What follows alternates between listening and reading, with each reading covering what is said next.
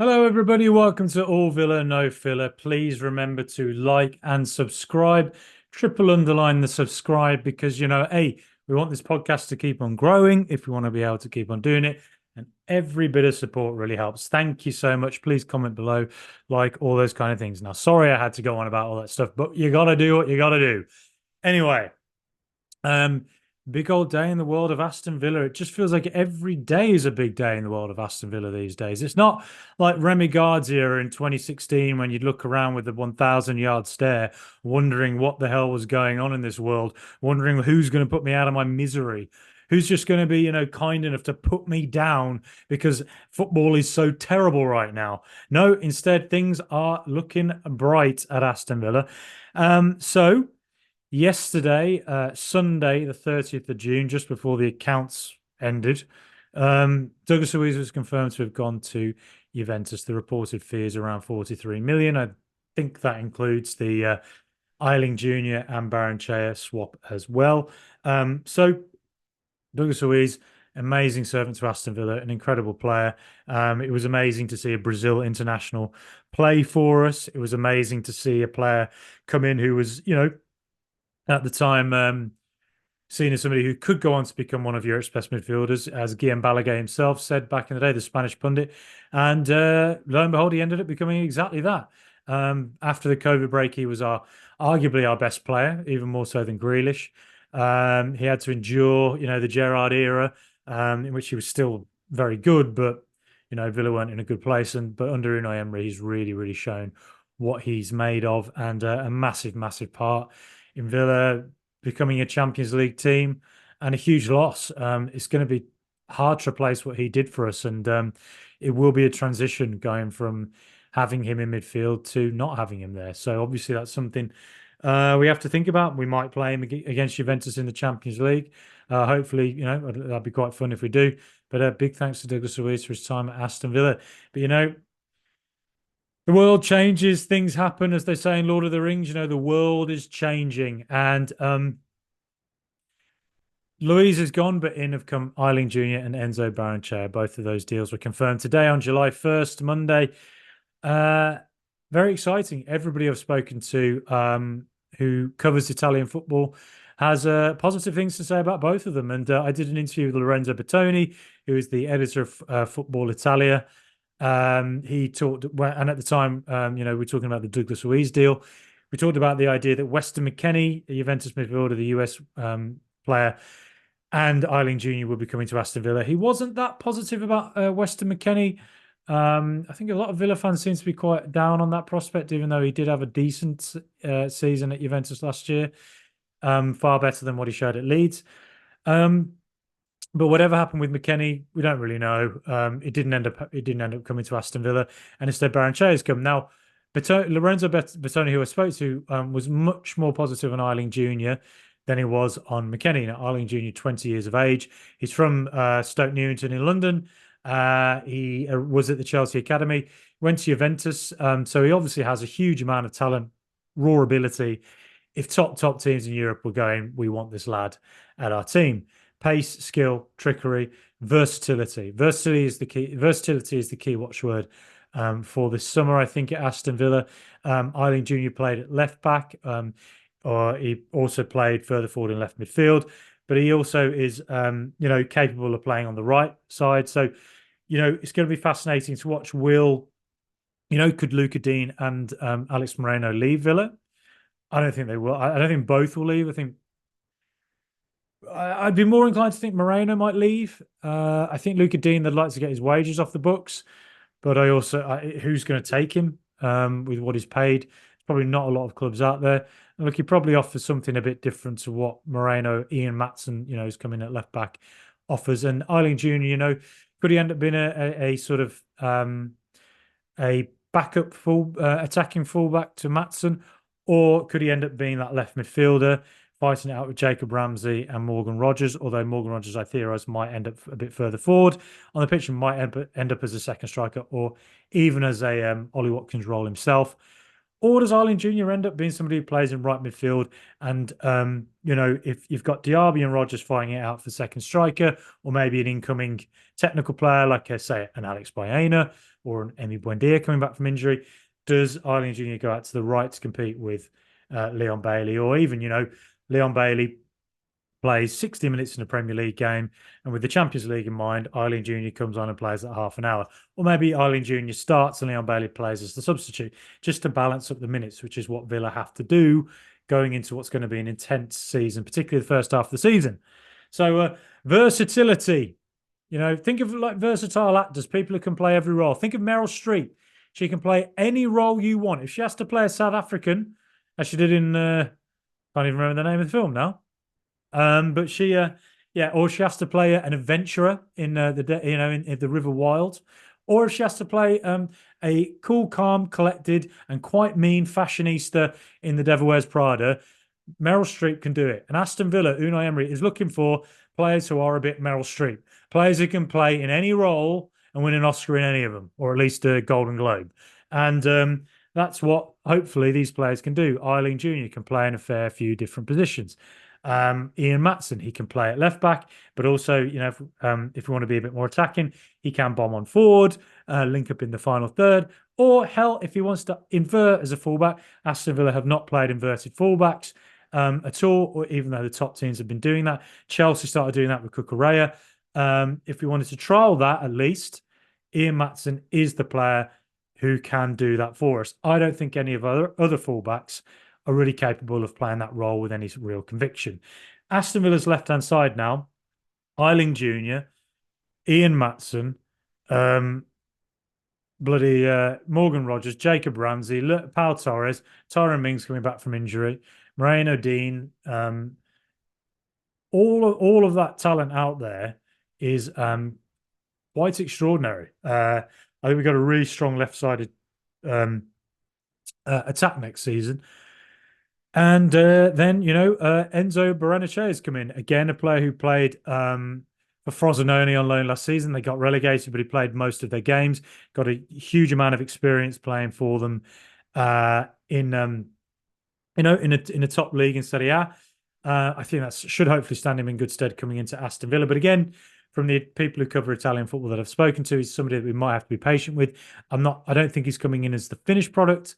I think ideally he's a sort of a backup probably to Boubacar Kamara. He looks to me like a player who's technically very good, wins tackles, and when he wins those tackles, he distributes the ball quite simply but very effectively. Good on the ball, a good football player, intelligence. That's what we like. We like a bit of cool, calm, collected Einstein intelligence in our football players, don't we? And I think that's what he offers. And of course, he's kind of got that Argentinian profile. I think Argentinian football does tend to produce players who, I think, bit of fight in them, a bit of battle about them. I think you see that in Emi Martinez, you see it in Emi Buendia, various, that's Romero at Tottenham. It's that kind of a mentality. It's a sort of never say die. You want to win by any means necessary sometimes. And I think Barrenechea looks like a player who kind of has that, as well as that kind of wonderful sort of footballing intelligence and will to win about him. So he's a player that I think maybe just be patient with him. Let's see how he develops. It's not going to be, a simple development. Obviously, it's going to take time to adapt to a new culture, a new club, a new style of football in the Premier League from what Serie A is. And the same goes for Iling-Junior as well. But what I would say about Maatsen, Iling-Junior, and Enzo Barrenechea is that they all have experience of playing at top teams. Borussia Dortmund, Chelsea in Maatsen's case. In Iling-Junior and Barrenechea's case, they've played at Juventus, the top team in Italy. And on top of that, they have Champions League experience, all of them. And that counts for something. Having that European experience, that midweek game into the league games at the weekend, that really is huge. It's a big, big thing because it's a difficult, thing to get used to. So aside from that, exciting stuff. And also, it's just been announced, Ross Barkley has officially rejoined Aston Villa. The Ross Barkley we saw at Aston Villa a few years ago is very, very different to the Ross Barkley we will see now. He went to Luton. Luton took a gamble on him because, let's face it, he was at a low point in his career. I think he probably had to eat a bit of humble pie after what was quite a frustrating experience for Chelsea. Went to Luton, and I think he excels in a deeper line position. He was very comfortable on the ball with his back to goal, retaining possession. And I think if you coming into an Aston, it's a different Ross Barkley. It's not a player who's going to be seen as a talisman. It's a player who's going to be seen as a squad player, a player who comes in and holds, maybe 30 minutes left in the game. Villa need to keep a bit of possession, be a bit calm, show some maturity, some experience. He's that exact kind of player. And he showed, against Arsenal last season, for instance, there were a lot of games for Luton where he played deep in midfield and he was absolutely brilliant at retaining the ball. Excellent at laying it off, keeping possession, winning fouls. He's not a great tackler. He's a very poor tackler. It's not his strength in the game, but that's probably not what he's coming in for at Aston Villa.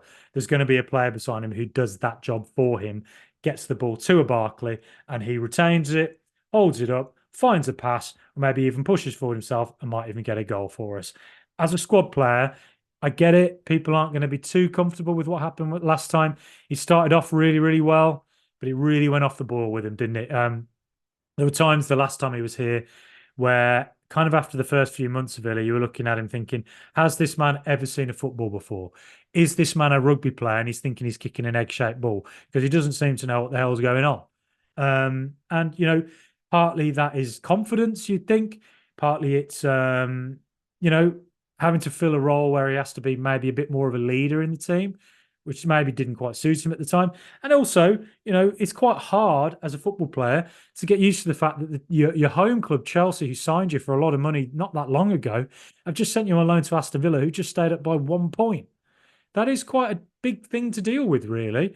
And, various things, that probably affected his confidence at the time. I think at Luton he really excelled himself. He showed he had a lot more maturity, and he had a side to his game that I'm not sure anyone really thought he would have. That's full credit to Rob Edwards for coaching, but full credit to Ross Barkley for adapting to that, eating that humble pie, and really, really excelling himself at a team that really was, fighting to stay up. Fair play to him, and he's earned himself a move to Aston Villa. It's cheap. Aston Villa, I think, what we're doing, we're buying players who are young. Ross Barkley isn't that, obviously, but he's probably on not massive wages, and he's probably on, we haven't signed him for much money, so amortization over the next few years is pretty much nothing. It's nothing. As a squad player, with that Champions League experience, with that big game experience, I think don't think it's not the Ross Barkley of a few years ago. And just as much as it's not the Ross Barkley of a few years ago, it's not the Aston Villa of a few years ago either. It's Unai Emery's Aston Villa. It's a different environment. It's a more elite environment. And Barkley's going to have to match up to what Emery wants. But at the same time, I'm sure Emery has met him, seen what he's about, and clearly thinks this is a man I want to work with. And on all of these things, you just have to say, trust in Unai. And I'm excited to see Ross back. I wish him luck and I hope it goes really well. And I'm excited to see all the players that we've signed. I think, as I say, Villa are targeting younger players. Now, if you think about the Purslow-Gerrard era, we signed a lot of players who were in their peak or past their peak. Diego Carlos, Luca Dean, Danny Ings, all of those players were at their peak. We signed them for a lot of money, big wages, long contracts. And how are you going to sell them? You can't, because who's going to pay their wages? It was what Everton did, and it's what Purslow and Gerrard did in a year of, I would say, wanting everything now, not particularly well thought through. This isn't me getting at Purslow in particular. I think he had a pretty rubbish year in his final year. I think there's a lot to criticise. I think the Coutinho sale buy was a bit of an ego trip, personally. I don't think it worked. I think there were all the warning signs that he was past his peak at Barcelona. Massive wages for a long contract. Hasn't worked. And I think at the time, it was kind of predictable that it would go this way. Sorry if that sounds, there's probably a lot of people who would disagree with that. That's fair enough. We can all have different opinions. I don't think you're wrong. Maybe I'm wrong. I don't mind, but we all have different perspectives on things. So let's not all get at each other or whatever. I just think Villa were not particularly smart in that year. I think we're paying the price a little bit now. But I do think that what's happening now is that we're kind of following the MO of what Monchi did in his first spell at Sevilla, where it is kind of players who are sort of on an upward trajectory have shown that they can play for top clubs like Juventus, Borussia Dortmund, as Maatsen, Iling-Junior, Barrenechea have done. Ross Barkley, he's a bit different, but he's a bit older. But the younger players in particular that we've signed and a lot that we've been linked with, again, who are all kind of quite young. Nedeljkovic as well, who's come in, age 19. They're all players with an upward trajectory. They won't be on big wages. If it goes well, they'll be a brilliant servant for Aston Villa for the next few years. They'll reach an elite level. We have an elite player for us. And then eventually maybe a Real Madrid, a Barcelona, someone like that, where we are in the football ecosystem right now until we can catch up on the revenues in the next few years, which is what Chris Heck and the whole commercial team are trying to do, clearly. But what we're doing at the moment is get those players in who might have that resale value in a few years. And hell, if they don't end up going on somewhere, well, we have a brilliant player who's loyal to Aston Villa to play for us for the next few years. So that's great. But if they move on, they go for big money and we reinvest it. That's the way to do it, isn't it? It's what Sevilla did. They won a lot of Europa Leagues that way, and they made the Champions League a lot of times in that way. And with Aston Villa, like I say, a couple of players have proved themselves that they can handle it at Juventus. Or at least play for Juventus, and coming into Villa where they can prove themselves again. And Borussia Dortmund, with Ian Maatsen, he proved what he can do there as well. I think that's quite exciting. And like I say, those players as well, if they fail, if it doesn't work out, it's not massive fees for any of them, apart from Maatsen, who I think is a statement signing.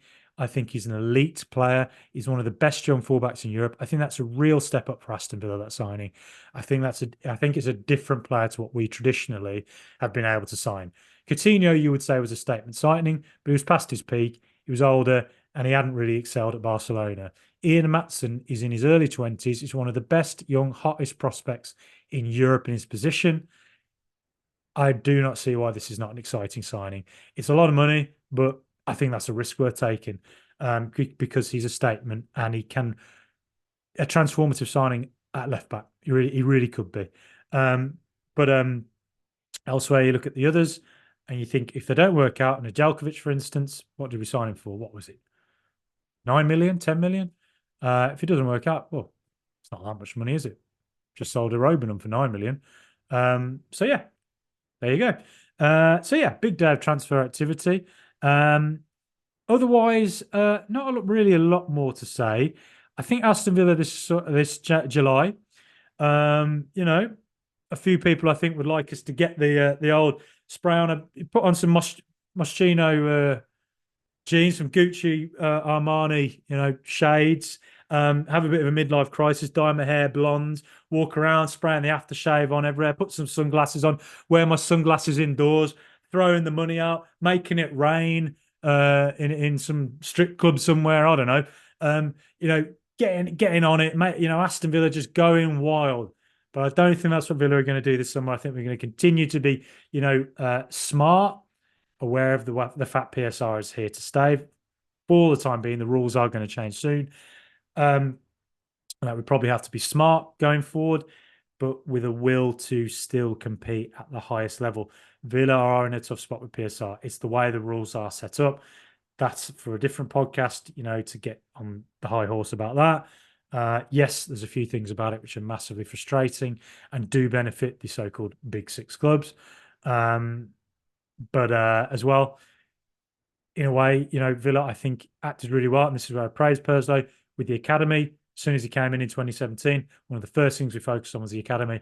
And it's been a fantastic producer of brilliant young players. Some of them will go to the Championship, League One, some of them to the Premier League. And some will play for Villa, unfortunately, with PSR. A lot of them will be sold for that pure profit, which sucks. I hate it. But kind of glad to hear that Jacob Ramsey might be staying, hopefully. So, you want one of your own, don't you? One of our own from Aston, to just keep reaching the highest level and playing in the Champions League. You want to see it. But yes, so I think Villa will continue to be somewhat cautious, but I think there could be, big exciting names coming into Villa this summer. I think there'll be a few more signings, pretty sure of it. I think it's going to be a pretty wild July. A lot of the big teams haven't moved yet, so I think there's going to be a lot of Fabrizio Romano, here we goes, and bad photoshops, and David Ornstein, tweeting away with, you're wondering how the hell did he find that out? Yeah, going to be a lot of that. But anyway, Let me know what you think. Please like and subscribe and comment down below. Up the mighty Villa.